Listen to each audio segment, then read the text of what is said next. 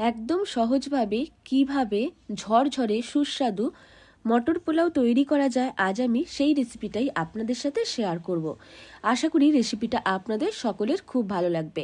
রেসিপিটি ভালো লাগলে লাইক, শেয়ার এবং কমেন্টস করতে ভুলবেন না। তাহলে চলুন ঝরঝরে মটর পোলাও কী করে তৈরি করছি দেখিয়ে দিই। একটা কুকার বসিয়ে কুকারের মধ্যে দিয়ে দিলাম 1 চামচ ঘি আর দিয়ে দিলাম 1/2 চামচ সাদা তেল। তেল আর ঘি গরম হয়ে গেলে দুটো দারচিনি ছোট ছোট স্টিক, দুটো এলাচ, দুটো লবঙ্গ দিয়ে দিলাম। কয়েক সেকেন্ড ভাজা হয়ে গেলে দিয়ে দিলাম 1/4 কাপ পরিমাণ মটরশুঁটি।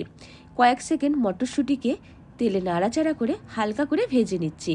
ভাজা হয়ে গেলে 1 কাপ পরিমাণ চালকে ভালো করে ধুয়ে নিয়ে জলে 30 মিনিট মতো ভিজিয়ে রেখেছিলাম। তারপর জল থেকে ছেঁকে নিয়ে প্রেসার কুকারের মধ্যে দিয়ে দিলাম। সাথে দিয়ে দিলাম কিছুটা কিশমিশ। আপনারা যদি কাজু পছন্দ করেন কাজুও দিতে পারেন। আমি এখানে কিশমিশ দিয়ে দিলাম পরিমাণ মতো। সাথে দিয়ে দেব পরিমাণ মতো লবণ আর দিয়ে দেব 1/2 চামচ মতো চিনি। আপনারা চিনিটা নিজেদের স্বাদ মতো অবশ্যই দেবেন।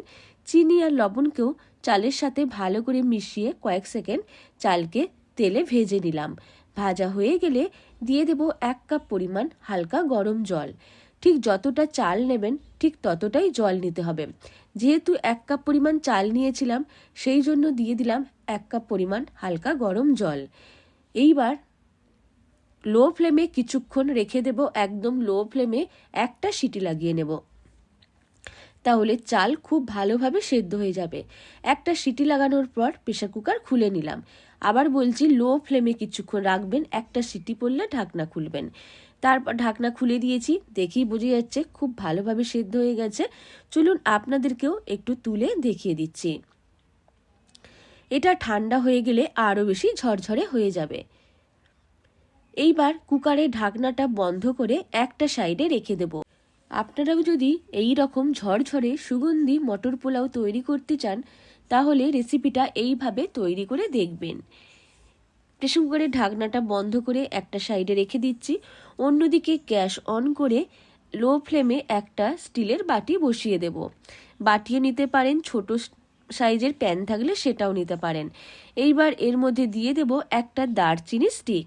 স্টিকটাকে দেওয়ার পর এর মধ্যে দিয়ে দেব একদম সামান্য অল্প একটু ঘি। দারচিনিটা ঘিয়ের সাথে ভাজা হওয়ার সাথে সাথে খুব সুন্দর একটা গন্ধ আসবে। সেই সময় বাটিটাকে নিয়ে আমি প্রেসার কুকারের মধ্যে রেখে দিচ্ছি। আর প্রেসার কুকারের ঢাকনাটাকে বন্ধ করে 10 থেকে 15 সেকেন্ডের জন্য রেখে দেব। তাহলে খুব সুন্দর একটা সুগন্ধ আসবে। আপনারাও অবশ্যই এইভাবে রেসিপিটা তৈরি করে দেখবেন। 10 থেকে 15 সেকেন্ডের মতো ঢেকে রাখার পর ঢাকনাটা খুলে দিচ্ছি। দারুণ একটা সেন্ট বের হচ্ছে, গন্ধতেই খেতে ইচ্ছা করবে। এইবার অন্য একটি প্লেটে নিয়ে নিচ্ছি একদম ঝরঝরে সুগন্ধি মটর পোলাও। অবশ্যই শীতকালে এই মটরশুঁটির সিজনে এই রেসিপিটা তৈরি করে দেখবেন। বাড়ির ছোট থেকে বড় সবাই খুব পছন্দ করবে। এইবার আপনারা আপনাদের পছন্দ মতো ডিশের সাথে সার্ভ করুন। আমি এখানে চিকেনের সাথে সার্ভ করছি। আর রেসিপিটি ভালো লাগলে লাইক, শেয়ার এবং কমেন্টস করতে ভুলবেন না। আর আমার থেকে নিত্য নতুন রেসিপি পাওয়ার জন্য আমার চ্যানেলটিকেও সাবস্ক্রাইব করতে ভুলবেন না।